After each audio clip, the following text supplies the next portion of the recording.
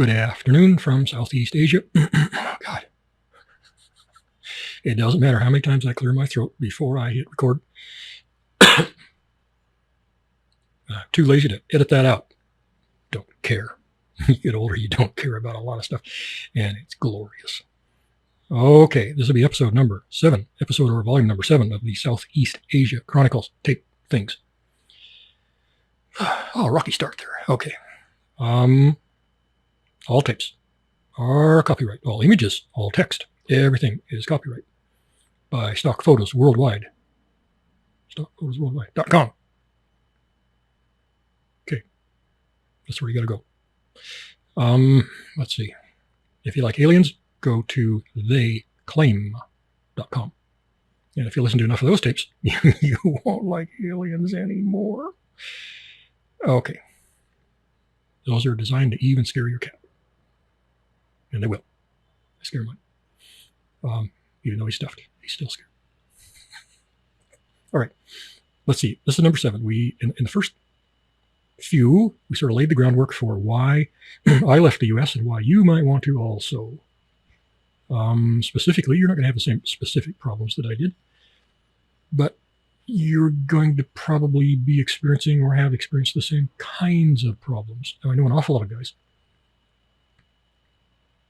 They have or they had a bad marriage.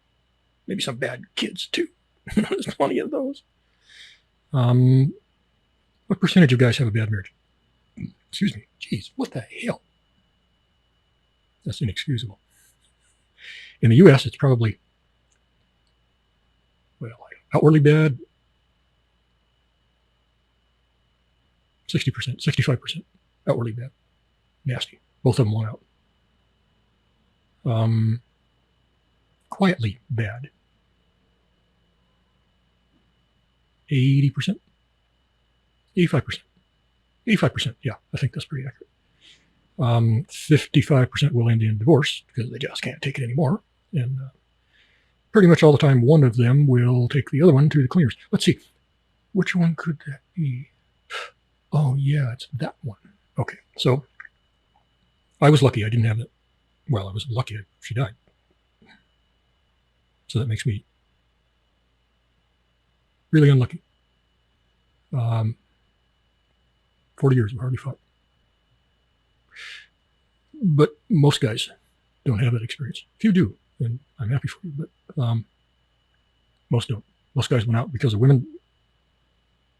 And equally, the thing that wears on them is what the Western countries have become. Crazy. They're insane asylums. They're insane asylums. You're living in a crazy house. I mean, you really are. Can I do that? Yes, I can. I don't have to read anything.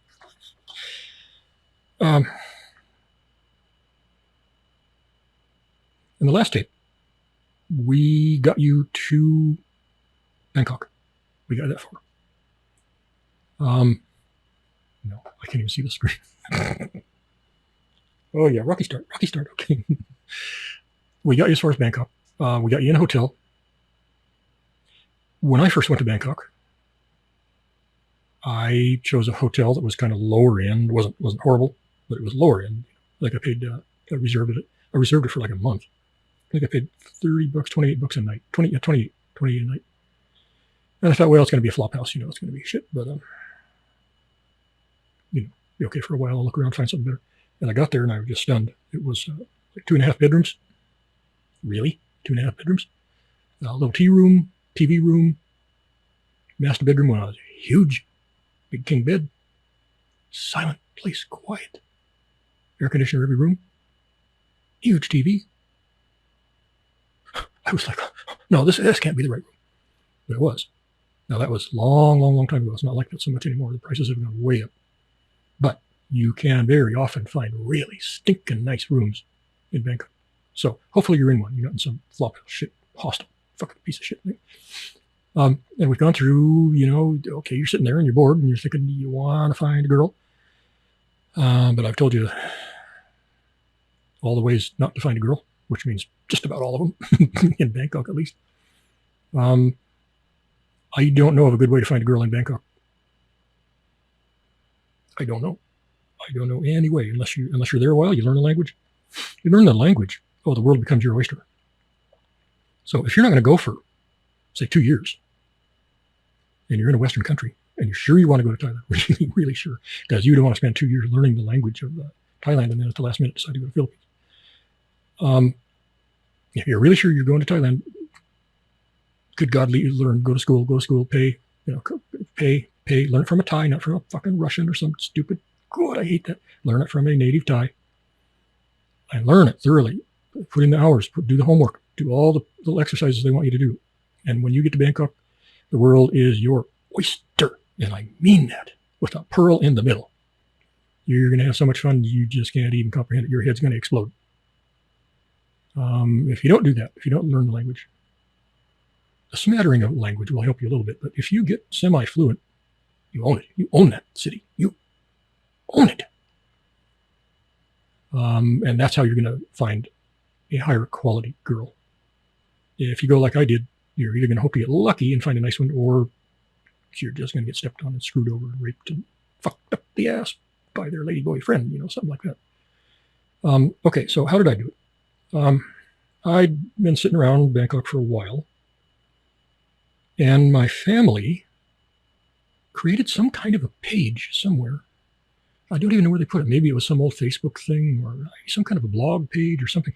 I'm not sure I even went to it and looked at it. But anyway, they put my pictures and they did this and that, and they kind of hyped it up a little bit. And they said, okay, this guy's going for a trip, maybe around the world, but right now he's starting with Southeast Asia. And, he's going to send photographs and he's going to blog in here and tell you everything he's doing, what he's seeing.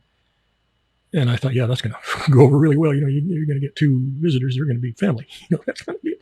No, it went crazy. In the beginning, it went crazy. I went crazy. I went crazy. And I think I didn't even post on there. I sent a couple of pictures, 2 or 3 pictures to family, and they posted them. And then I wrote a couple of things to family, and they posted that. And that was about it. That's it. And I just stopped. I was just so busy and overwhelmed and stressed. And I just stopped everything. And anyway, some Thai girl saw that thing. I don't know how she would, because it was a U.S. thing. And there was no Thai language on it. I don't know how in the hell she ever figured out that was what it was about or anything else. And it had some contact point for me. And she emailed me and said, hi, how are you? I see you're in Bangkok. I live in Bangkok. I was born and raised in Bangkok. And I would like to meet you if you want to meet me. And she was quite cute, like 26. What the hell? What the hell is this? Oh, scam. I get scam. Okay. And I think I ignored her for a while, and she kept writing. And she was really nice. I didn't take her clothes off or anything, didn't have any tattoos, and didn't ask for money. And I thought, oh, well, hell, a lunch, we'll go to a lunch. See, that, that can't hurt anything. I'm lonely, and I don't even know where to go to lunch. So at least she can help me get in the cab, take me to lunch, Okay, so we did that. And she was a very shy, very, very traditional Thai girl. Her dressing habits were very modest. Nice girl. And I don't know what she wanted from me. I was in no position to be romantic at all. I didn't have a romantic thought in my head. My wife had only been gone some number of months. And I figured, well, I'm done. For my life, I'm not going to have any romantic thoughts, for the rest of my life. Ever. I didn't want to entertain them. I thought, well, this is nice. This is a blessing, because that whole part of my life is over. It's done. I did it. I enjoyed it. It's gone. Thank you. Done. I'll move on to some other kind of shit, taking pictures or something. And anyway, so she hung around with me for how long? Maybe 2 months. Bangkok. She lived quite a ways away, but it was no big deal. Whenever she wanted to come, I paid her taxis. And there was pennies in those days, just pennies. And she didn't get ripped off because she was Thai. She did motorbike taxis. Yeah, so that truly was pennies. Yeah, most of the time she did motorbikes. Okay, so she would stay in my hotel sometimes and sleep on the sofa. I slept in the bed. She had some little work thing that she did. She did embroidery or something for some clothing maker, something like that. Little sewing jobs anyway. She could do them all at home. And she would bring that work with her.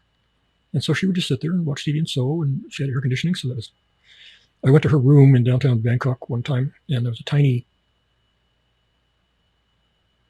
indescribable room. No windows. It was in the middle of the building. No windows. Had to walk up about 4 or 5 floors. Old, everything stained and stinky. Cockroaches everywhere, screaming kids, drunken Thais, loud music. I think she had 12 people staying in that room. And they were all just doing the best they could. It was a mix of guys and girls. And they were just doing the best they could, just trying to scrape up the rent every month. The rent, God, it was like $30 or $35 a month. And they could barely meet that. Between the dozen of them, they could barely meet it. And she had to do that work. If she wanted to come over and see me, she just had to bring that work because she couldn't afford one day not doing that work. She was making pennies a day. And everybody was hopeless and hungry, literally hungry. And that's just how it was. Bangkok at that time was just full of those situations. There's plenty of them now. They're not quite as bad off. Their standard of living has come up 30% in the last 10, 11 years. So anyway, she was a good girl. Her English was terrible, which was a good thing. I mean, she didn't come from the bars. She could speak a little bit. Usually that was more frustrating than anything else. And so we would just use Google Translate or something. And so our conversations were silent. We were just translating back and forth, back and forth, back and forth. Okay. And she took me everywhere. I saw everything there was to see in Bangkok. All day, every day. That's what we did. We went looking everywhere. Sometimes she would have a friend join us, not too often. I learned after a while that she was a little bit on the cranky side. And that was a little bit wearing. But I thought, well, people are different. I'm cranky too. So what the hell? She would negotiate a cab. Maybe the fare was going to be $1.90. She wouldn't stop until she got it for $1.82. Made sure I never got ripped off. Made sure I never got food poisoning, which is rampant. And we'll cover that later. So I got lucky with this girl. I got lucky. And I don't know. I suppose she thought we were going to be boyfriend and girlfriend at some point. She had to have been thinking that. Never kissed her. Never hugged her. Thais are not big on hugs. Most Southeast Asians are not. They're too shy for it. They're too reserved. Most Thais particularly don't like to kiss. They don't like to kiss. And they really hate facial hair. They hate it. But even if you don't have it, even if I shaved mine off for a while, they're not kissers. They're just not kissers. They'll hug a little bit, but they're, I told you before that we called them starfish. In bed, we called them starfish because it's starfish. You know what a starfish is. Starfish. Okay, look it up if you don't know. But anyway, this girl, she was with me 5 days a week. And we just did everything there was to do. I did Bangkok, except for the bar scene. I did Bangkok. I did it in 2 months. All day, every single place you could go. And I learned. God, did I learn. The amount of money I had was incomprehensible to her. I don't know how many baht she was making per month. Probably 600 baht a month. That'd be about $20 a month. And of course, she had to eat out of that, And all the people in her room, the 10 or 12, it fluctuated, but none of them were making more than about $20 a month each. So they were just poor people.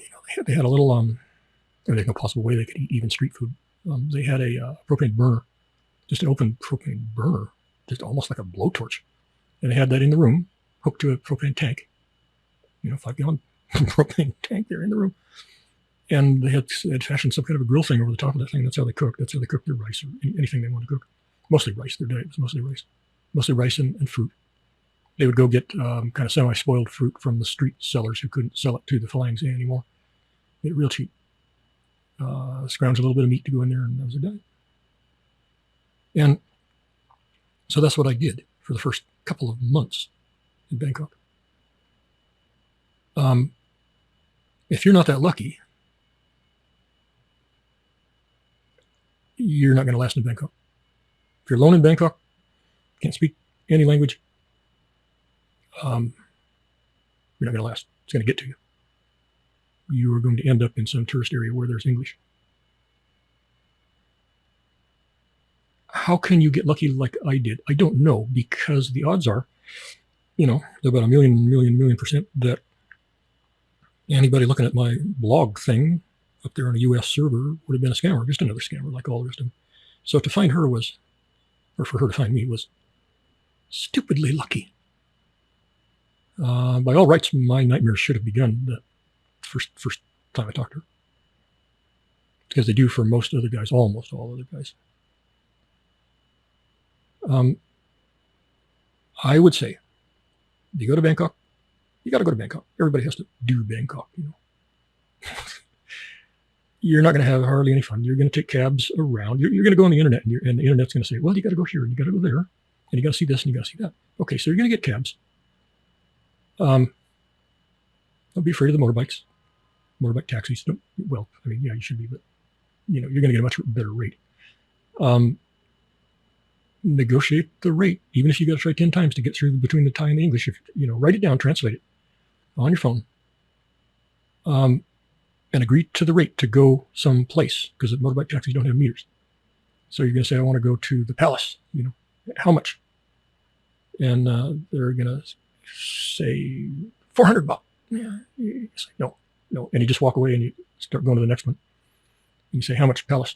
And he's going to say, because he just heard the first one, he's going to say 300 baht. And then the first one's going to run up and he's going to say, okay, 220 baht. And you say, I don't know, I'll think about it. And you go to the next one. Okay, you do like that. And pretty soon you're going to get it for 80 baht. And it's a pain in the ass. Some places it's not so bad, but Bangkok is fucked up like that. And some other places are worse. But and so you just take whatever taxi, I don't care, take whatever taxi, and you go to these places. You go see the temple. You go, the palace, and you know, pretty soon, if you're going around temple hopping, you're going to become really quickly like Chevy Chase at the Grand Canyon, and whatever that was, summer vacation or whatever the fuck it was. And they go to the Grand Canyon, and the kids are, oh my god, look, and Chevy Chase walks up to the edge and he looks over. Like, okay, let's go. So after about your third or fourth temple, that's going to be you. But still, you know, take the pictures. Go to the temples, take the pictures, and then you can say you did it. Okay. There's a shitload of stuff to see. There are some floating markets where they have some little piece of water. Maybe it's a swampy little slough thing. And they got these long boats paddling around in there, and they're trying to sell you shit. So you get down on these little docks, and you sit there, and or you can walk around, and they'll pull up to you and try to sell you some papias and some bananas and coconuts and whatever the fuck. And you can barter with them, you know, and they'll sell you shit. And what they're trying to do is take you back to the old days of Thailand before they had roads. Because they didn't really have horses too much in Thailand. It's all jungly. It's not horse country. You know, fucking lions eat them all. Shit like that. And snakes got them. And horses didn't really thrive in Thailand. They had some, but not everybody. So they walked everywhere. Can't ride a monkey. So they walked. And paddling a boat was better than walking. So that's what they did. And they got these little sloughs and ponds and swamps and shit, and they just used them to get around. And so naturally the markets grew up from those. And so these places nowadays are trying to take you back to that thing, and the tourists are, okay, they're fake. They're just fake. They go to great lengths to try to make them look real. Well, they're not. That's fucking fake shit for the tourist. There is one. There used to be one in northern Bangkok, quite a ways outside of town, that was a real one. Tourists didn't go there because they didn't know about it, and they didn't want them there. They didn't want them there. It was for their own people.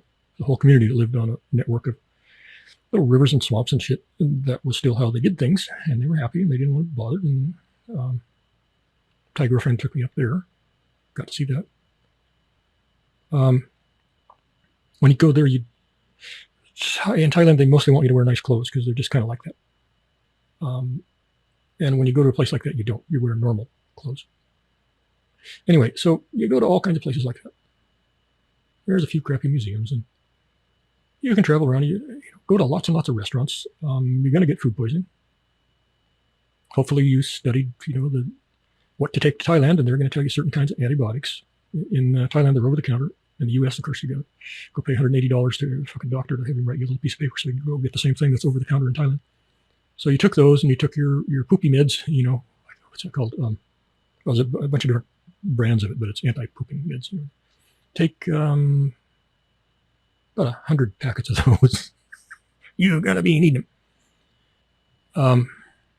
You're gonna get food poisoning. You're gonna get salmonella, a lot. You're gonna get E. coli, not so much, but still a lot. I've had them both together in hospital quite a few times, like 10 times in 1 year, when I was still stupid enough to insist on eating street food.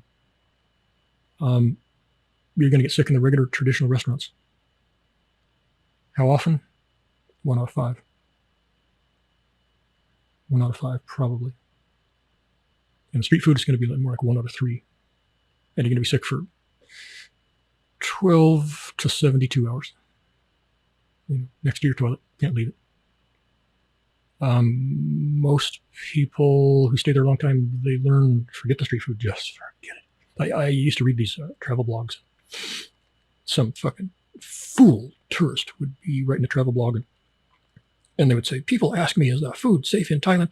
Oh my God, of course it is. Those people are great cooks and they don't want their own families to get sick either. Oh, you can eat anything you want. Fuck you, stupid fucking dipshit, uneducated, newbie fucking moron. You're going to get sick. You're going to get sick.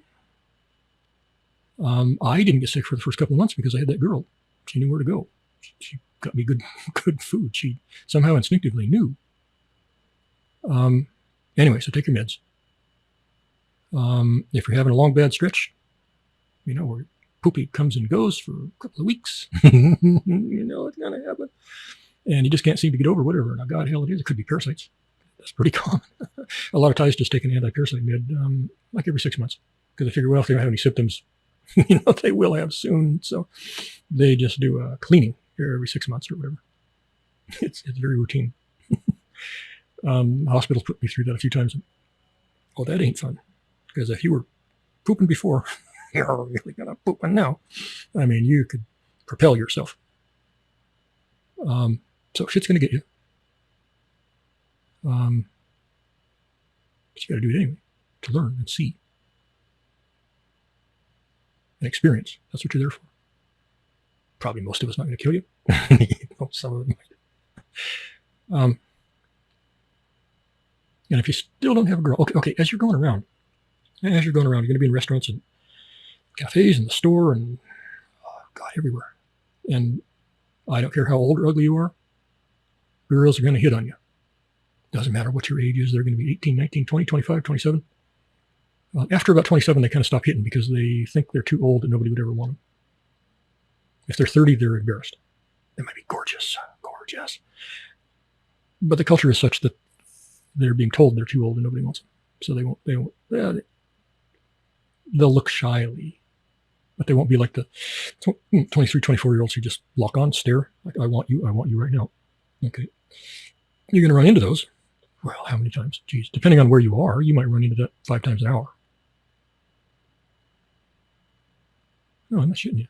You think I am. My friends would ask me, what's it like? And I would tell them, oh, come on, just tell us the truth. Well, that's the truth. It's absurd. Do they really love your soul? No, of course not. They want a handsome young Thai that's got some money, but no Thais have any money, so you're the next best thing. You got money. They do. All of Southeast Asia sees age differently than the West. If you are 3 or 4 years older than some girl in the West, she's going to treat you like a motherfucking leper. If she's 32 and you're 36, oh, you're a fucking old man. Just get away. What are you, fucking pervert? What the fuck? Why would I want you, you nasty old bastard? Okay. Now that's pretty goddamn stupid. In Southeast Asia, they got 2 things going on in their teeny little brains. One is that they want your money. They think about this. If they don't have a good provider, a man is a good provider, they're not going to eat well. They're going to eat shit. They're going to be sick a lot. I mean, Thais think they're immune to bad food. No, they're not. They get sick about 10% less than us, but they still get sick. Every girlfriend I had got sick almost as much as me. And she'd been there puking her brains out and jetting out the other end and moaning at it. But she'd say, well, I'm not as sick as you because I'm Thai. Fucking hell, you look like you got 3 hooves in the grave there, lady.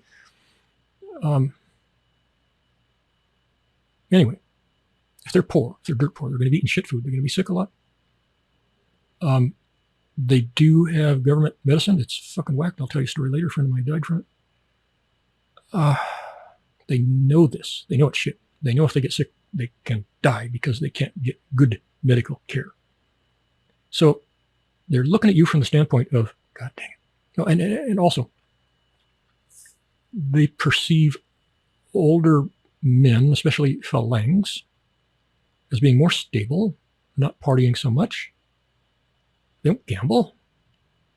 A lot of them don't drink like their fucking stupid Thai boyfriends did. Probably not going to beat them.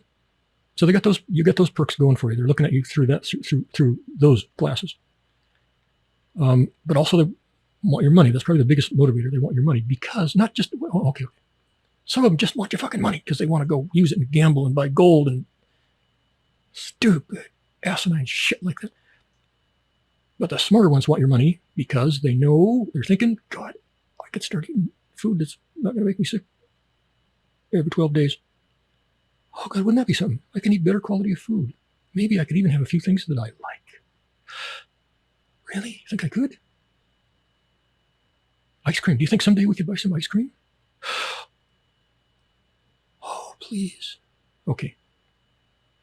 Really sad. The other thing is, they want your money because if they get sick, they fall down, break their leg, some fucking thing, they don't want to go to the government hospital. They want to go to a real hospital, even a cheap real hospital, because their chance of survival is vastly higher.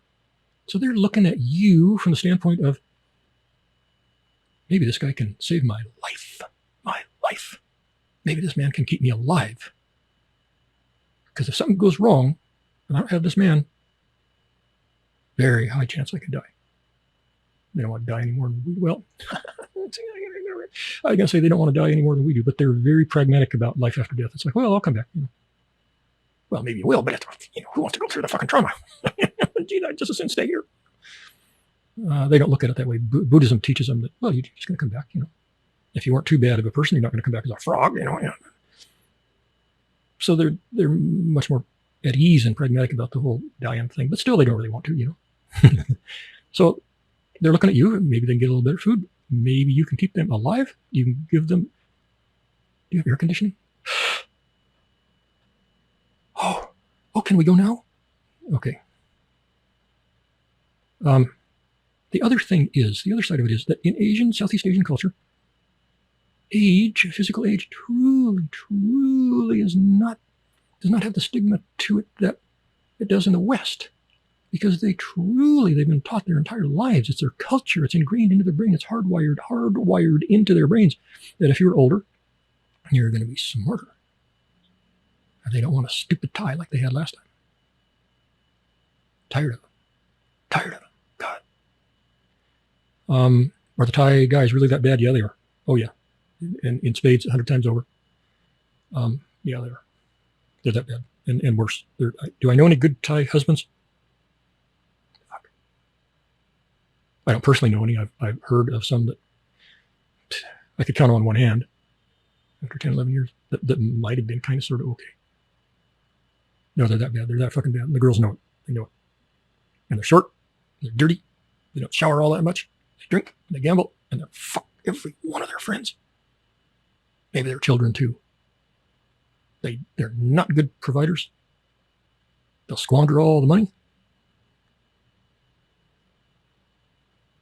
Thai guy for them is a bad choice. In most Southeast Asian countries, the guys are bad fucking choices everywhere. Oh, they might be handsome as hell. Okay, well, that gets you so far.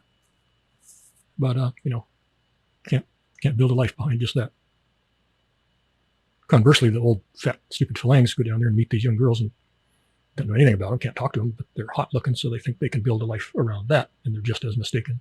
But we'll cover that again and again. So these girls, as you're going around Bangkok, even if you don't speak any language, they're going to be hitting on you. I don't care what you look like. Fucking Frankenstein. I don't care what you look like. I don't care. I don't care how old you are. I don't care if you're in a goddamn wheelchair. You're going to get hit on all the time. It might take you a little bit, a few days to wake up to what's going on. When you're on the fucking train or the bus or, sitting in a cafe or some goddamn thing, and this hot one locks eyes from a few tables away, just locks eyes and stares and smiles. In the U.S. or a Western country, you'd be thinking, oh fuck, she's getting ready to insult me somehow. This is going to be bad. What the fuck is she doing? She's making fun of me or something like that. Or she thinks I'm her grandfather, reincarnated or some fucking thing. Southeast Asia, no, they're hitting on you. They're flirting. They're hitting on you. They are, openly. The ones that do it really brazenly, watch out, because they're used to it. They've been doing it for a long time. They know what they're doing. They know how to do it. The ones that are very shy and demure about it, maybe. maybe explore that further. Tattoos, fuck them, get out. No, pass them by. Don't look. Don't smile back. No. I'll fucking slap you with a ping pong paddle. I will. I've had guys come down to visit me and never been anywhere. One guy in particular. What a goddamn doofus. After 3 trips down over 5 years, I ended up unfriending him because he was just fucking stupid. It was like Whistler's brother, you know. He needed a goddamn ring in his nose. You lead him around. Every fucking time he turned around, he was in trouble because he wouldn't listen and he was stupid. Ladyboys were getting to him and stuff like that. That was pretty fucking funny. Usually the ladyboys are funny. And I've had some number of ladyboy friends, had a lot of fun with them, just as friends. But they can kill you. They can take your life. Sometimes, no, not sometimes. Fairly often they do. Be careful of the ladyboys. The ladyboys, okay, when you first get there, you're not going to know a ladyboy from a fucking German Shepherd. You're not going to know. You're not going to know. When I first got there, I could identify ladyboys in probably 30-35% of situations. I had a really hard time. Kissed a few. I kissed a few before we figured this out. God, the good ones, you know, if they have any morality at all, they'll tell you before any kissing happens. You know? But a lot of them just don't care because they want to get validated. And if they can kiss somebody, then that means they fucking got you. They tricked you. And I'm not saying sex. I'm saying kissing. You know, they're going to get to you. You're not going to fucking know. Okay, by the time I left, I could identify them in lower 90 percentiles, 93, 94, 95, maybe it's probably lucky on a good day, 95%. There are actually some physiological traits you can look for. And maybe I'll teach that. I don't know. Maybe I won't. Maybe I will. Depends on if I get tired of doing this. There are several things you can look for to know if it's a ladyboy. They can surgically change all of them, and they do, except for one. It's one thing they can't change. I don't mean down there. I mean, it's an obvious thing you can see. And they don't even know what it is. But I'll teach that to you. Not right now. When we move further into ladyboy territory, I'll teach it. It's the one thing they can't change it. They can't surgically fix it, and they don't know what it is. So you can look at them. You get them to move a certain way. Oh, gotcha. Now I know what you are. And they're going to have no goddamn clue how you figured it out. I mean, they change their voice, they change their hips, they change their butt, they change everything inside. The most beautiful titties you've ever seen in your whole fucking God. Jesus, God, fucking Christ, it's criminal. But that one thing they cannot change. I don't know very many guys who know that. Hardly any. That's the only fucking thing you learn after a fucking decade in Thailand. But you're going to get hit on by ladyboys as often as you get hit on by girls. As 50-50, it's going to be 50-50. You go around for a whole day, you get hit on by 5 girls, you're going to be hit on by 5 ladyboys. Okay. If you're thinking there might be a ladyboy, you know, if you're kind of leaning that direction, you can ask them. It's okay. It's accepted. And nearly all of them will say yes. If they are, you know, nearly all, somewhere around 98% will say yes, that they are. The good ones will tell you right up front.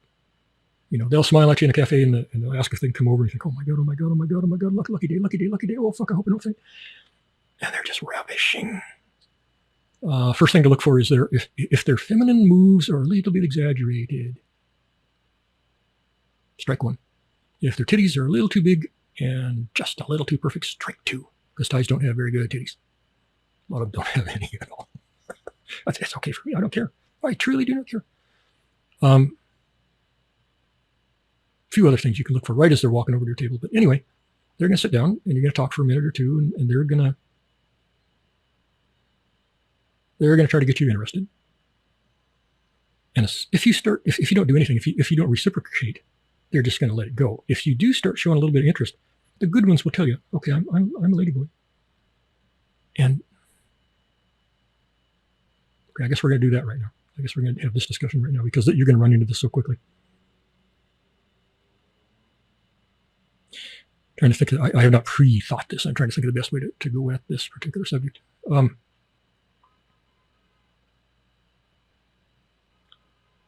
there are guys who go to Southeast Asia and they hate gays and they hate ladyboys. Fucking hate them. I knew a Russian kid who came down from Russia, went to a tourist town, and he'd only been there a day, I think. I think it was his first night. He's walking around, looking at the bars, looking at the girls.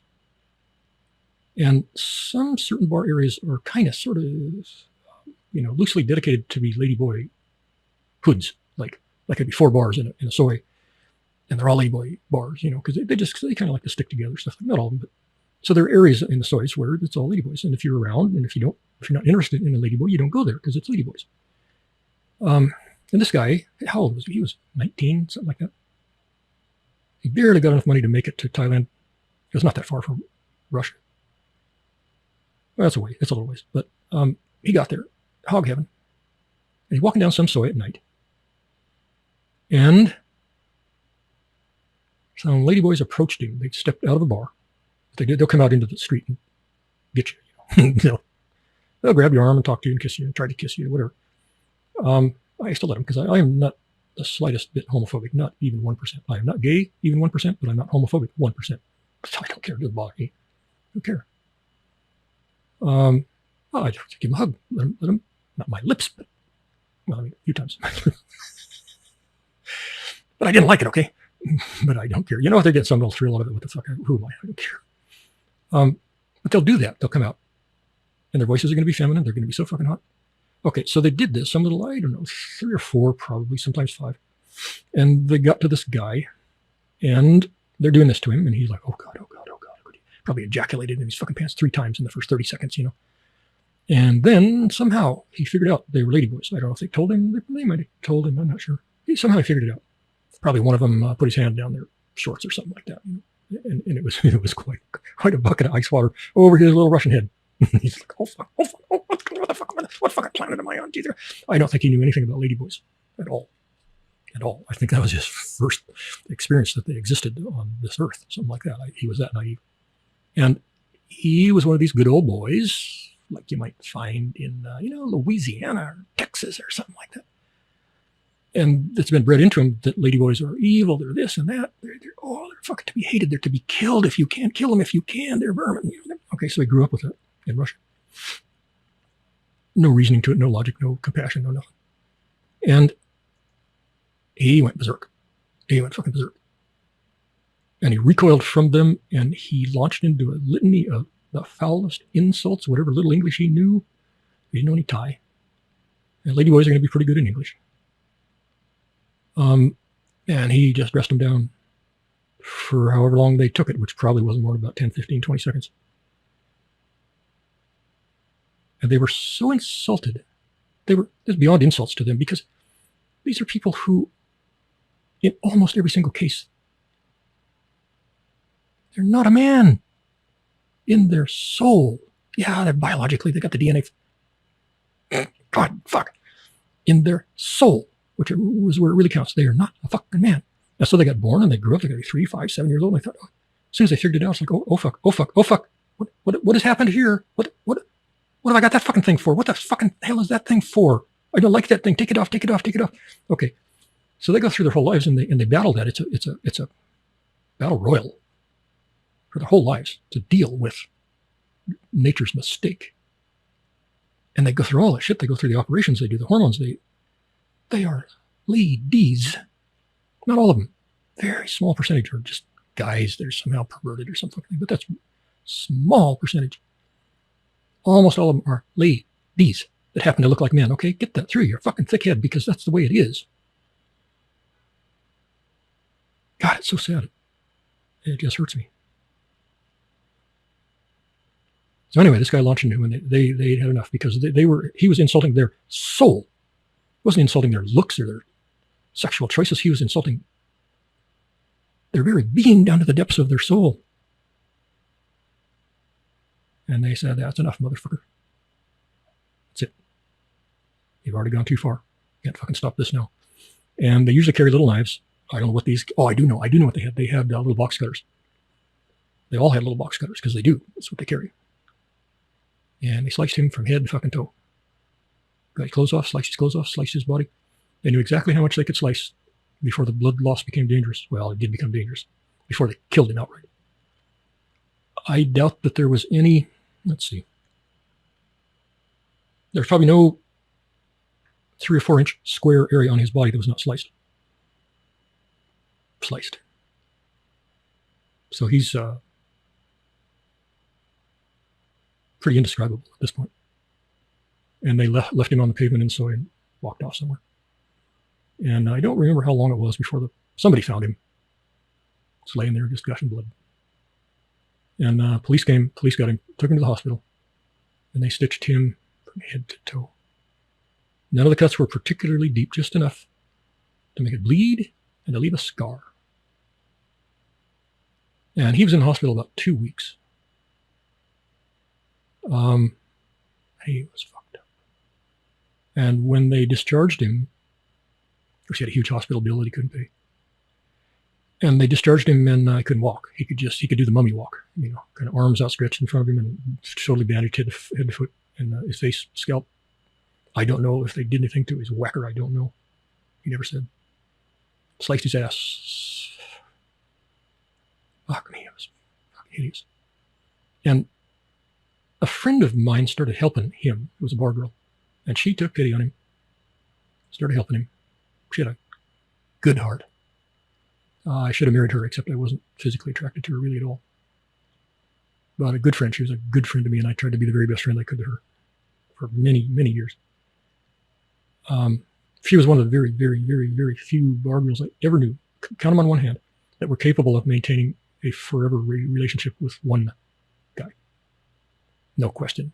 I'd stick my life on it. Well, lots of guys do stick their lives on it. Look at my brother-in-law. He sticked his life on it. He lost it. But anyway, she started taking care of this kid and took him to her room.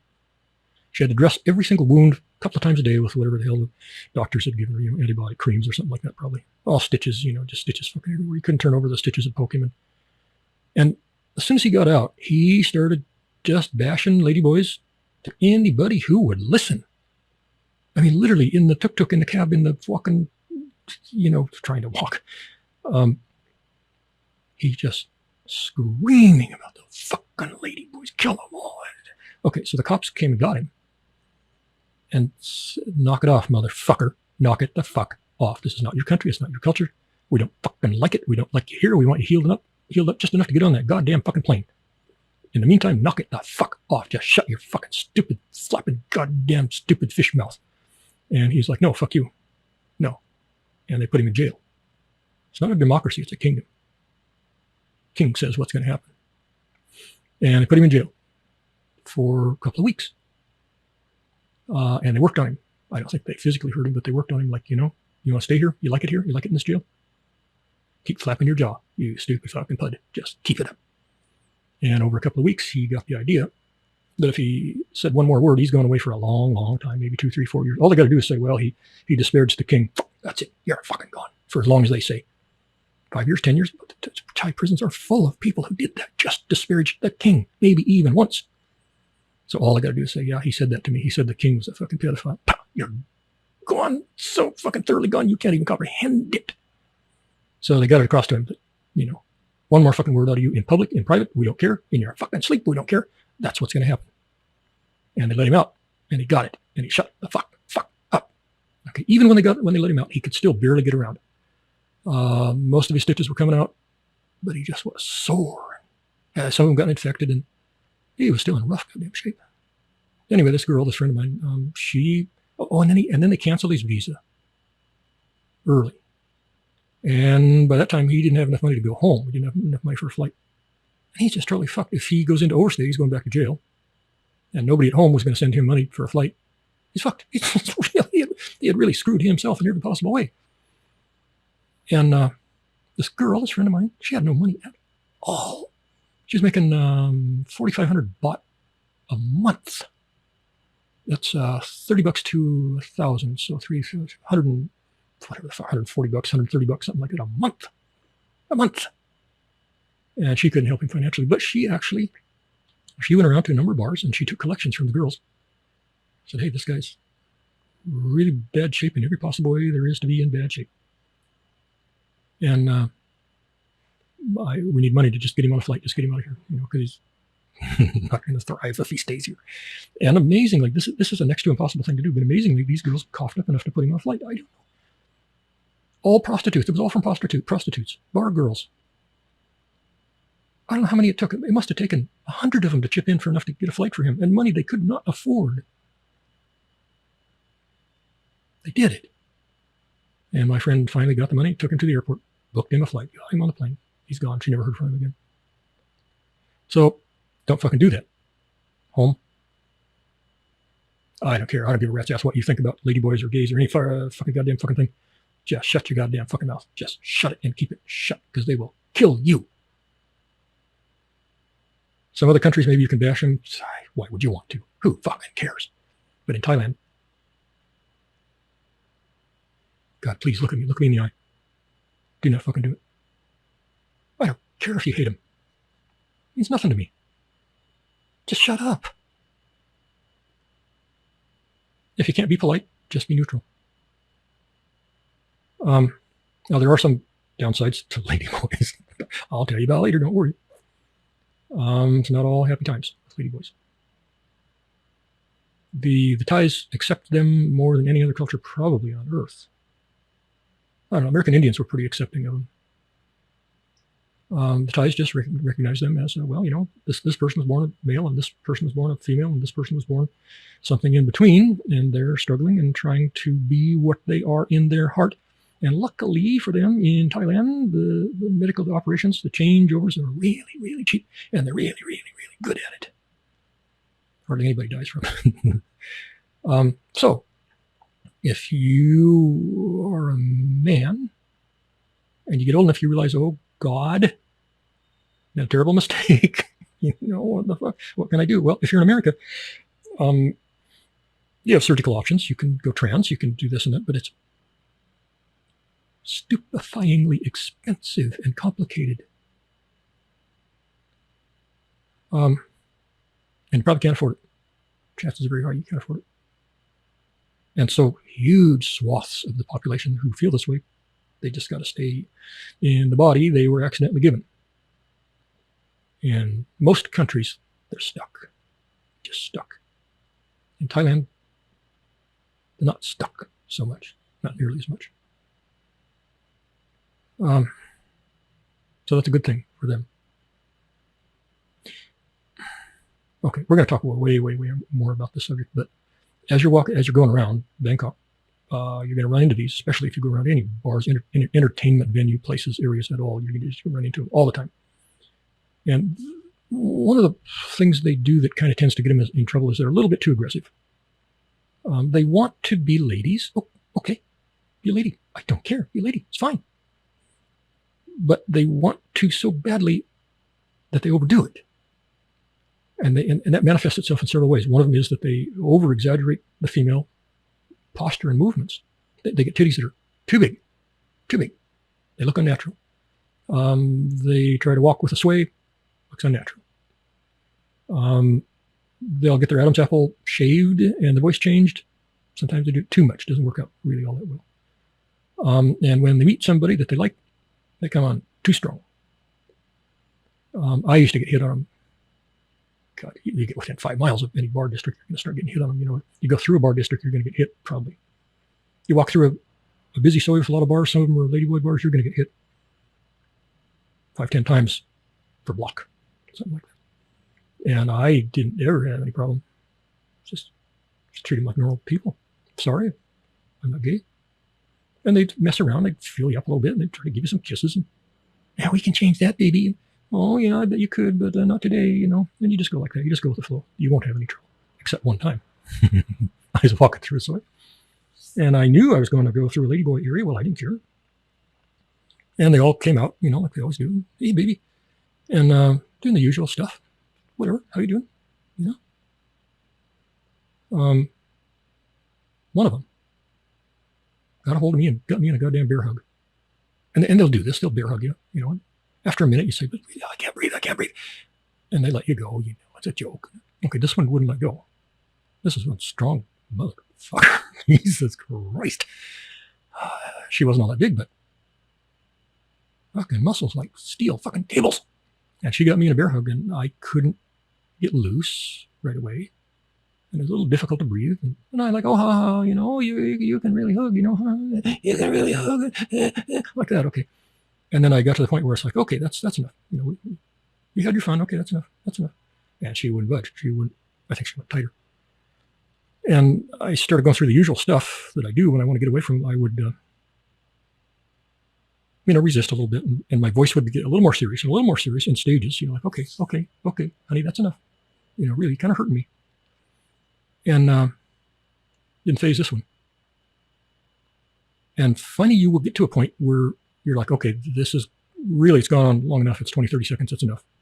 And as a big, strong man that you think you are, you're going to make some kind of a move that's going to break her grip. And you figure, okay, that's going to end that. It's going to be a little bit of an aggressive thing to do, but it's enough. And so you do that move, whatever it is. And almost always that'll break their grip. And it didn't. It fucking didn't do anything at all. Steel cables. And I thought, oh, well, she's quite strong. And wow, I don't think I ever saw one that strong before. I'm not really strong, but I'm not a pissant either. And so I gave it a few seconds and she didn't get it, and I did it harder, quite a bit harder. It's like, that's enough. You're starting to tick me off. That's enough. My voice is going up. And didn't phase her. Gave that a few more seconds. And I got to a point eventually where I thought, okay, this is kind of like all out soon to be battle, And I gave her maybe 2 or 3 moves of my very best strength, without actually punching her in the face. And her face was too close to get a really good swing anyway. Nothing phased her. And I'm thinking, okay, I'm going to have to start choking something, because this has got to fucking stop. I couldn't breathe anymore. I could not fucking breathe. It was getting really, really serious. And I don't know where this came from, but just before I started choking her, I said something like, lady, I got to go home to my wife. It was a weird-ass thing. I didn't think that would do anything at all. I don't know why I even thought of that. Instant I said it, she broke off that grasp. Well, fuck you then. She walked away. I laughed about that for weeks. I still am, obviously. Okay, so you're going to run into these ladyboys all over Bangkok. And most are going to be nice. Do not go in fucking, really dark soys where there's 2, 3, 4 of them. Stay in lighted places around other people, because they'll rob you. They will. The Thais have an explanation for that. The Thais say, well, the ladyboys do all that bad stuff. And they do really bad, heinous stuff. They do it because they are CONFOOSED, confused. And who's to say that's not correct? I don't know. I am not a goddamn psychiatrist. I don't think I want to be. So the Thais just shrug it off, like, well, ladyboys will be ladyboys, because they're confused. And now, Bangkok city government, the police, don't really like them too much, because they have an awful lot of trouble with them, because they're not content. An awful lot of them are not content to just be ladyboys. Just be ladyboys. Just be ladyboys. You'll never have any trouble. You'll be accepted in every corner and facet of society. You'll never be insulted or put down, except by Russian pukes. Just be ladyboy. Just have a life. But an awful lot of ladyboys can't do that. They're not content with that. They got to cause trouble. A lot of trouble. A lot of fucking trouble. And they're not above killing you. And that's all perfectly understandable, because they're confused. Okay, so what happens is the Bangkok police, when they start getting a lot of reports of problems with ladyboys in some particular quadrant, they'll form a sort of a semicircle around it. And it's all planned. They know what they're doing. They have a destination in mind. Sometimes ladyboys figure it out, sometimes they don't. And they will start doing a sweep through an area, through a whole neighborhood, in a kind of a semicircle. When they first start out, it's not too obvious. Ladyboys just see them coming, the streetwalkers and like that. They just see them coming, like, oh, and they start moving away, and they try to go left and right. Well, they can't, because there's more of them, so they go the one way where there aren't any cops. And, we used to round up Mustangs the same way. And you just keep moving, slowly, pushing. And pretty soon they end up all on one block. You got the streets sealed off. And you push, you funnel them. Well, they're looking around. Where the fuck? And they see one dark soy, and they go, okay, here, no cops in there. Let's go in there. So they all run down to the end of that soy, clickety clack in their little high heels, or actually they're big high heels, and they run down to the end of that soy. Well, wouldn't you know it, it's a dead end. All the doors are locked, and the cops come in and hold them there. Then they bring in a whole shitload of buses, load them on the buses, lock the fucking doors, and they ship them off to the tourist areas. That's what they do. I'm not saying it's right. I'm not saying it's wrong. I'm not making any comment about it because I don't know. It's not my culture. I'm not immersed in that culture. I'm still an outsider. After 10, 11 years, I'm still an outsider. I don't know every nuance of their culture. It's not my place. I wasn't born into it. I'm just telling you what they do. And the ones that aren't doing bad shit, causing trouble in certain areas, of course, they're never rounded up because they're not out there causing trouble. They just living their life somewhere. Hopefully they found a good man, whatever they wanted. And they're just staying at home. They're both working and they're having a nice life and they're watching movies together. And those don't have any trouble. Nobody's going to bother them. They're going to be more accepted in Thailand than any place else on the face of the earth. I believe that. I don't know of any place else that accepts them more than Thailand. And it's not a conscious thing with Thais. They don't have to say, let's see.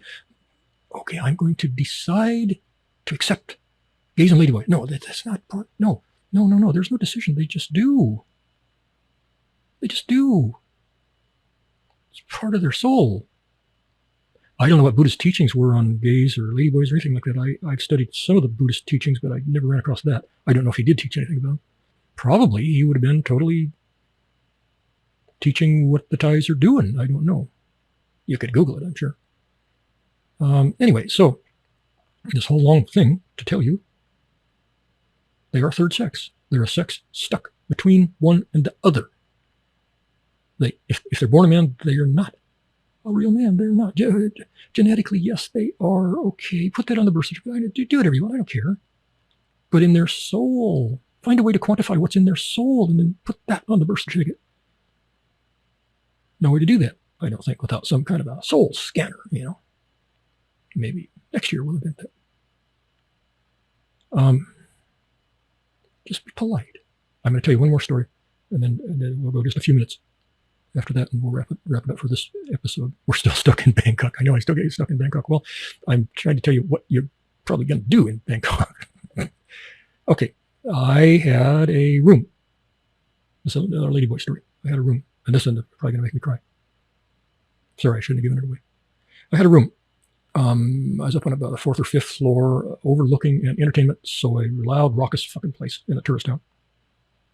It was a great little condo. God, I fucking love that thing. Cheap. Really happy there, but the noise in the soy was just wearing me down. I couldn't take it. I was there for a couple of years, something like that. And anyway, in the evenings, a lot of times, when it cooled down, I would go down to the front of this building, and there was a porch kind of a thing out there, a raised area, probably 10 feet by 10 feet, something like that, that sort of overlooked the soy. And it was just continuous crowds up and down this soy, entertainment soy.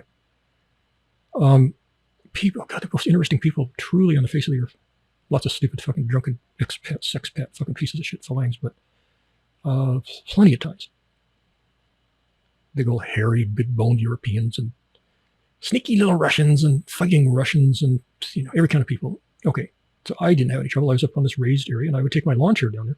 And I'd set it up, and I would just sit there and take a, Coke or some damn thing and sit there. And sometimes take a camera down there and photograph weird people. You go on stockphotosworldwide.com, I got a billion pictures on there of weird people in soys. And 107,000 more that I haven't even processed, haven't even sorted them yet.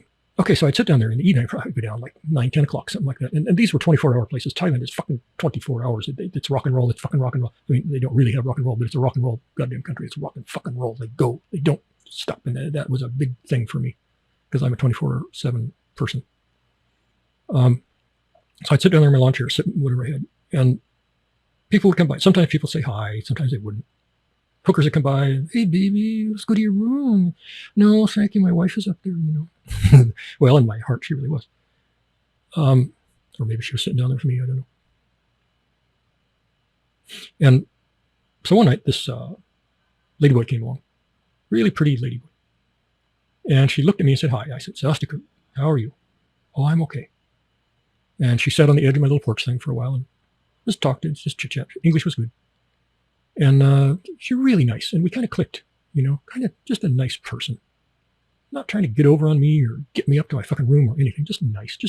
She was just a soul walking through a soul on the earth in this life. And she found a little bit of a connection with somebody who would talk to her, treat her normally. And I think she thought that was pretty nice. And I did too. I liked her. So we got her chair and she sat there and we sat together for a while. I can't remember, maybe quite a while. It was like an hour and a half, something like that. And talked nicely. And at the end of it, well, she told me right off she's a ladyboy. And I said, yeah, I know. I don't care. And at the end of it, she said, well, you're really nice. Thank you for this talk. Do you want to go up to your room? You don't have to give me any money or anything. I said, no, that's really sweet. Thank you. That's a nice offer. Really warms my heart a little bit. Thank you. But I just, I'm not a ladyboy person. And she's like, oh, geez, that's too bad. That's really too bad, I'm like, yeah, well, different kinds of people in the world. And sometimes the right ones meet up and sometimes they don't. And she's like, yeah, that's true. So she got up. She's going to go. And she stopped and gave me a little peck on the cheek. And I kissed the back of her hand. I said, thanks for a nice evening. And she said, I'm not really fond of phalanx, but if they were all like you, I would love them. I said, God, that's nice. Thank you. Squeezed her hand. And she walked away down the soy. Now, the next night, I was up in my room. I didn't go down for whatever reason. I was up in my room and pretty late. It was at the same time that we had said goodbye the night before, so probably 11:30, something like that, 12 o'clock, I don't know. And I heard this screeching and a boom and a bunch of screaming, and then pretty soon there were sirens and shit like that. And I thought, what the fucking fuck? This was a soy where it was just continuous motorbike taxi traffic and motorbike traffic, I don't know, probably 1 or 2 or 3 per second, going each way, and they don't necessarily stay on their side of the soy. And soy is a narrow little alley. And there's drunks wandering around all crossing the fucking streets, and sometimes they're doing 30 fucking miles an hour where they should be doing 3. And I thought, oh, goddamn, somebody walked out in front of it. Something got hit. And I waited for a while. And the commotion kind of slowly died down. And I went down there, but I can't remember. Did I go down there? No, I didn't go down there that night. I was just tired or something. And I went down the next day. And, people I knew were walking around, and I said, hey, did you hear all that commotion last night? They said, yeah, man, that was terrible. And I said, what the hell happened? And they said, well, there was a guy sitting where you usually sit, some fucking Brit. I don't know if I'll go off on, yeah, I will, fuck them. At some point, I'll tell you what I think of the Brits here. The Brits here, not the Brits in general. The Brits here. Okay, I'll tell you sometime. And I'll tell you why I think. Anyway, some Brit was sitting there where I usually sit. And they said, this ladyboy came and started talking to him. And he just launched into her, you fucking ladyboy scum, gay fucking cockroach piece of shit, get away from me, I'll kick you in the fucking mouth, like that. And she snapped. I think she just had enough of that her entire life. She just had enough of it. Her whole life probably was one confrontation like that after another. And the night before, she had a nice, pleasant, intelligent, sweet exchange with somebody. And here she is this next night in the same place having an exchange with fucking Satan. She snapped. It was too much of a contrast. And she had some kind of a knife. They all carry some kind of a fucking thing. And she pulled it out, lunged at him, and stabbed him in the chest. And it got an artery, and he's spurting, going down, flopping. And she was aghast at what she had done. Looked at him for a minute and panicked. Turned and just blindly ran into the soy.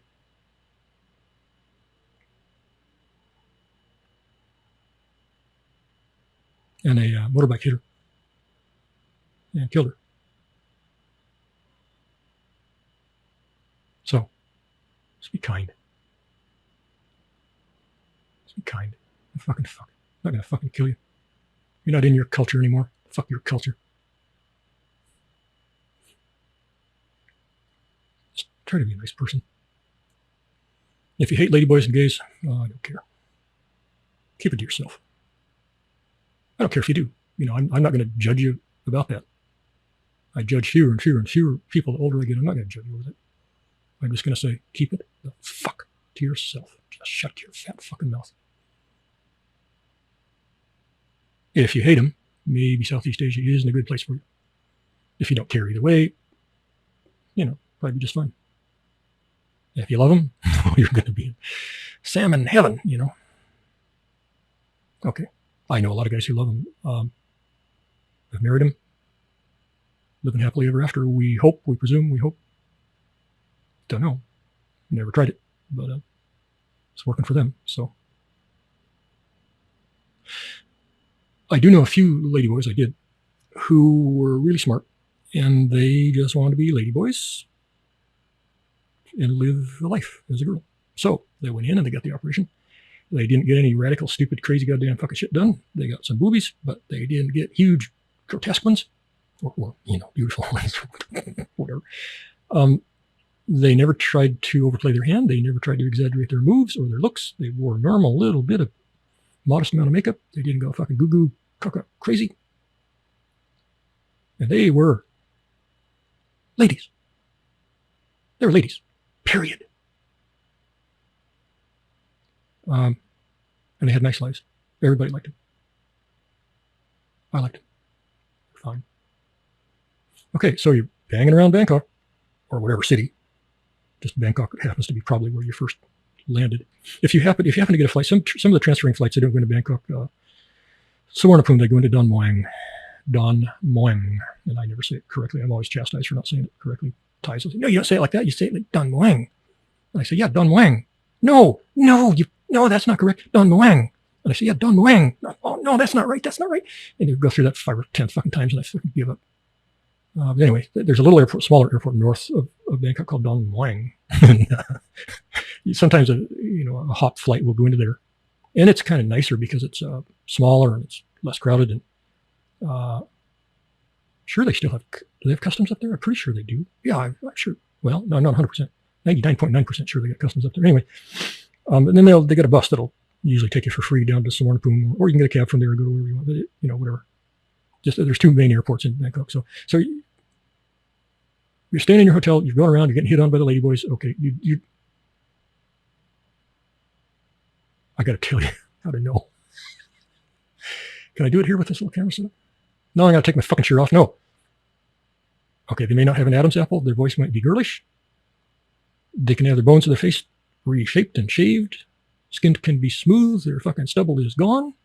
I don't know what they do down there. Well, I do know what they do down there. Guys tell me it's not completely, natural.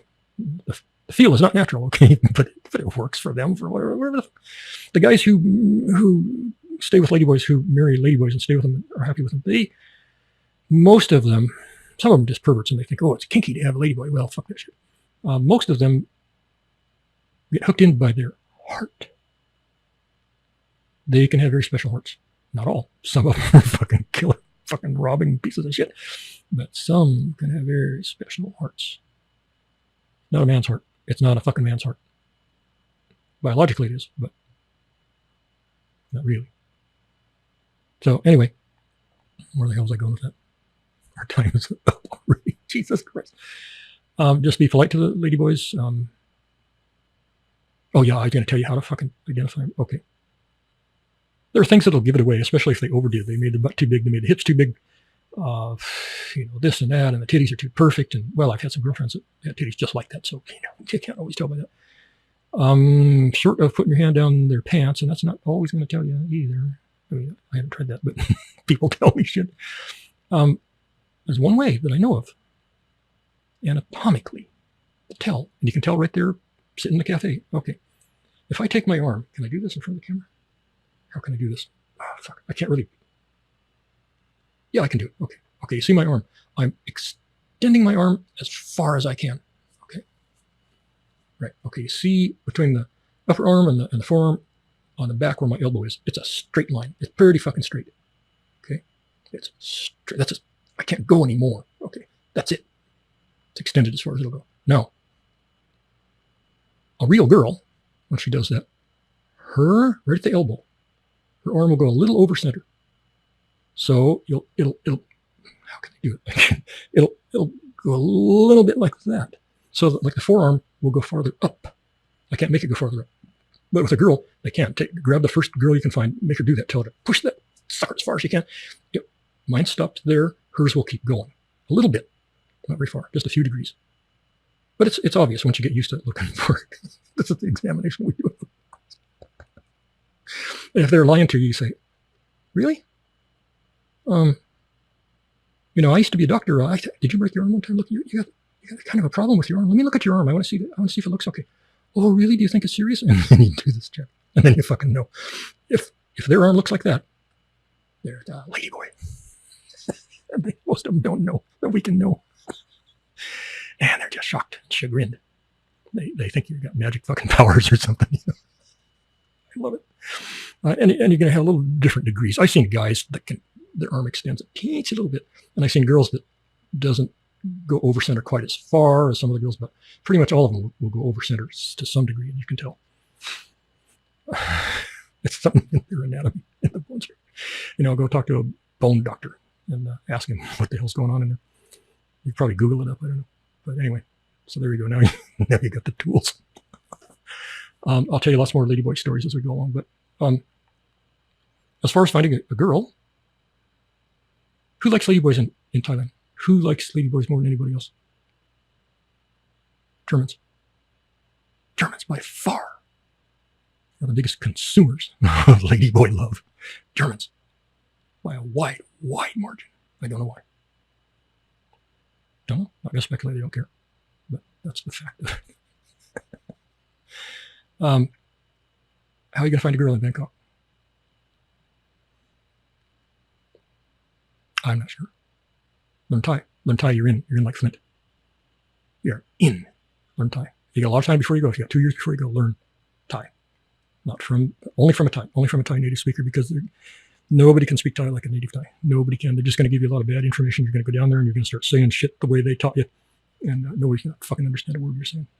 It's got to be from a Thai. Remember also there's different dialects of Thai, different parts of the country. It's not that big of a country, but they still have different dialects. People in central, western, southern, they're not going to understand people from Isan at all, really. It's pretty much a whole other language. Only some number of words are going to match up. And same from anywhere else in the main part of Thailand. You go down to south of Phuket. Phuket's going to be the same, but south of Phuket, the language changes dramatically. So, try to pick an instructor, a teacher from a region where you're going to be going, because they're going to teach you wrong stuff. You get one from Isan and you learn how to speak Isan, and then you go to Bangkok. Well, what the fuck? So, be careful when you're going around to the restaurants. You won't find this too much in Bangkok. You'll find it in some other outlying areas. You go up in Isan, there's a particular town up there that's really famous for it. But in some places, you want to go to a restaurant. You want to eat some, I don't know, some pork or some sheep or something. Look at the sign outside. Study it. Look at it closely. If somewhere on the sign is a little picture of a dog, there you go. If there's no dog, no picture of a dog, you may or may not be safe. But if there's a picture of a dog, got it? And dog is just fine. Cobra sucks, but we killed a cobra one day. The Thais killed it. I helped, but I wasn't very effective at it. The fucking nasty spitting cobra, one of the deadliest cobras there is. Anyway, he was going after some kids in the playground, and they killed him and ate him within, God, they skinned him within 5 minutes of killing him. And he was on the barbie within 5 more minutes, 10 minutes tops. So he was fresh, And everybody who ate him got sick. One guy the next morning, he had boils, open sores and boils all over his body, ended up in the hospital. He fought that for 2 years. So I have no idea what caused that. Doctors didn't either. They just treated it, topically with all kinds of shit. But snakes can sometimes be bad. Okay, I'm just wondering. Okay, girls. Dating sites, no. Bars, no. Learn Thai.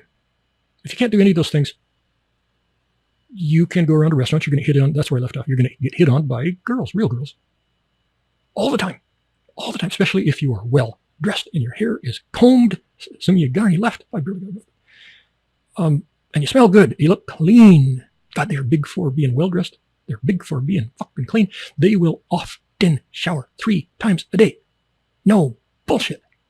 A dirty girl showers once a day. Normal, 2 times. A really clean girl, 3 fucking times a day. In cold water. Okay, they're big for. The Thais are, let's see, are they the cleanest people I've ever around? Yeah, maybe Japan is as clean. I'm not sure because I never lived in Japan, but Thais are the cleanest people I've ever been around. 3 times. And they expect you to do the same. And if you don't,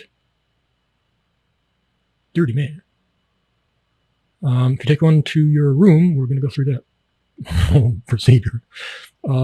She's going to shower, you're going to shower within 5 minutes.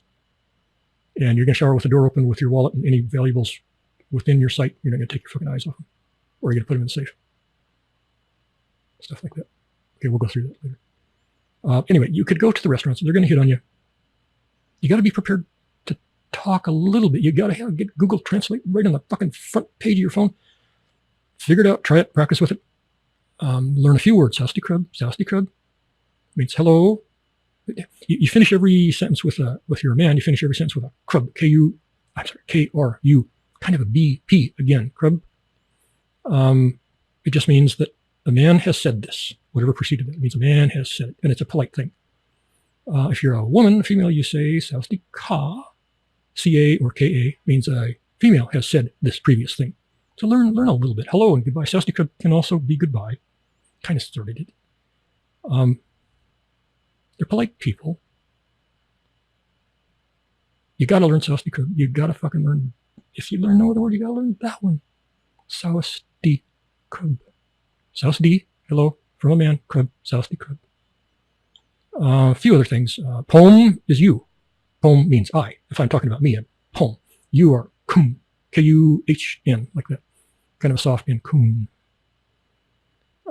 Just a few phrases, I actually found that a printed paper phrase book was better than the fucking Google shit. The Google translator is horrifically, criminally fucking erroneous. It will start fights because it translates things so wrong. You can't believe it. Some languages it does kind of sort of okay. Tagalog, it's not so bad. Thai, it's fucking clueless. You will have fights. I've had 100 fights over Google translating things incorrectly. But that's all you got. You keep your sentence simple. Simple. I see these fucking morons. They start talking to girls, even translating. It's like, hi, what do you think? Would you like to go to a nice restaurant today? Do you have any preferences as to the cuisine? Because I can eat anything.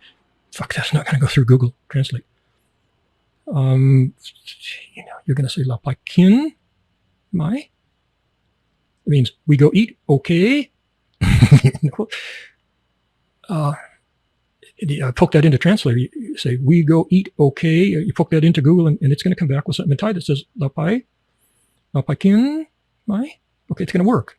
That other fucking shit's not going to work. Forget it. Simple is as simple does. As simple as you can possibly make it. 3 words.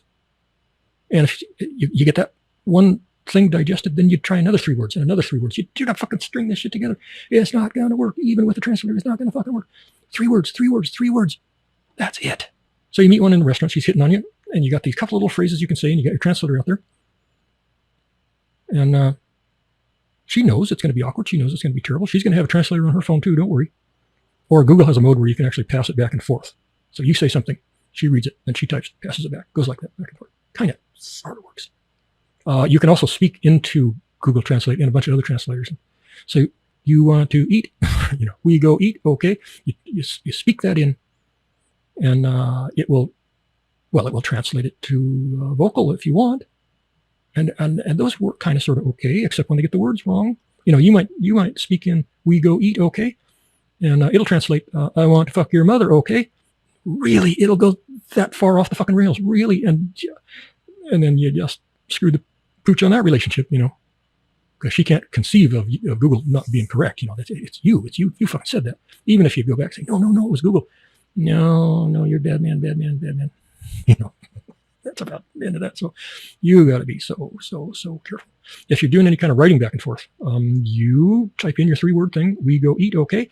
And then it'll translate that to Thai. And you copy it out of the Thai, you put it back in, you reverse the translation, and you have it translate back to English. If it says, I want to go fuck your mother, then, that didn't work. And you try it again. And you keep doing it until you get one that translates back, more or less correctly. And then you send that version of it. And that works good, but it's slow and it's tedious. Okay, so you're going to meet girls everywhere you go. Everywhere you go. And you got to have these few little phrases. And you got to have your translator. And you got to smile. Oh, God damn it, you got to smile. Phalangs look very, very serious. If we aren't smiling, that means we're mean. If we're not smiling, that means we're right on the verge of beating them. Okay, they're very sensitive people. Smile, smile, fucking. I don't care. You got to go to fucking plastic surgeon. Get that fucking Joker smile. Get it fucking going, because you better not stop smiling, because they're scared of us. They're scared, and they think when we're smiling, then it's not so bad. A few minutes before he beats me, and they're watching your mouth all the time, see if you stop smiling. And if you do, they're going to say, "Why are you so serious? What's wrong? What's the problem?" We don't naturally smile. Phalangs don't naturally smile a lot. Not most of us. So learn to fucking smile. I don't care how you have to do it. You practice it. Get it so it just happens all the time. And you smile at every person you pass. At least all the women. Often on the guys too. But at least all the women. You smile a little bit. If they're not attractive to you, you smile anyway. Just a nice, little nod of the head like that. And you fucking look away. If they're attractive and you want to meet them, you give them a nice smile and you hold eye contact for 3 or 4 seconds. Hold it. She'll break it first. And if she doesn't look shocked, you take her the next step and say, "Sasdi. If she says nothing, walks away, that still might mean she likes you, but she's scared. If she says Sasdi, then you're in. That's it. That's all there is to it. That's how it works. That's it. Okay, fuck, this is way too long. I don't even know if I can render this pig sucker thing anymore. Okay. Okay, next one we're going to cover some more things about girls, meeting girls in Bangkok, and then we're going to forge on ahead. Okay. Thank you very much. And get over, you got attitudes about ladyboys, fucking drop them. I'm deadly serious, because it can mean your life. In Thailand, at least. Well, it can anywhere in Southeast Asia, but bigger in Thailand. Drop it. Just leave it in the fucking toilet where it belongs at home. Drop it. You don't know what the fuck you're talking about.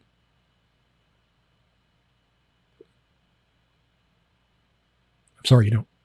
One of my best friends in the world, lifelong friend. God, he hates him. Oh, God, he hates him.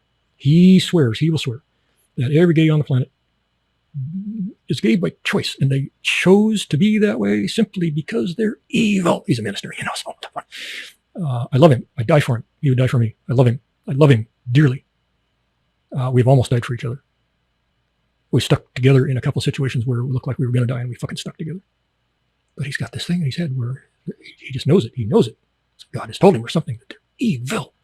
That's the only way anybody would choose to be gay, is if they're evil. I've tried for decades and decades to try to find some way around that, and I can't. Probably too late now for both of us. Neither of us got that many years left, or there's not enough years to keep talking about that. So he'll take that to the grave, and I hope, the great pumpkin shows him another way after that. But, okay. We'll talk more about it, don't worry. I'm trying to get your mind and your heart and your soul in the right place. I'm trying to give you the best chance possible of being happy in Southeast Asia. You still might not be, but you go there with the right attitude, then you're going to have all the tools you need to be happy. And if you don't, then, well, whatever. But if you go there with the wrong tools, if you go there gay hating and gay bashing, fuck.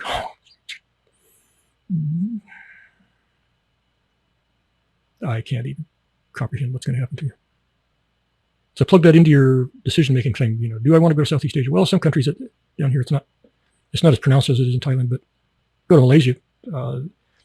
They got plenty of gays and not too many ladyboys, but they are more Western in their notions about gays and ladyboys. They kind of try to accept them, but not really all that much. Not really very successfully at all. So if you hate gays and ladyboys, if you just hate them and you can't get over it, you can't get your brain rearranged, maybe Malaysia. But anyway, okay, God, we gotta go. All right, thank you very much, and good evening and good night.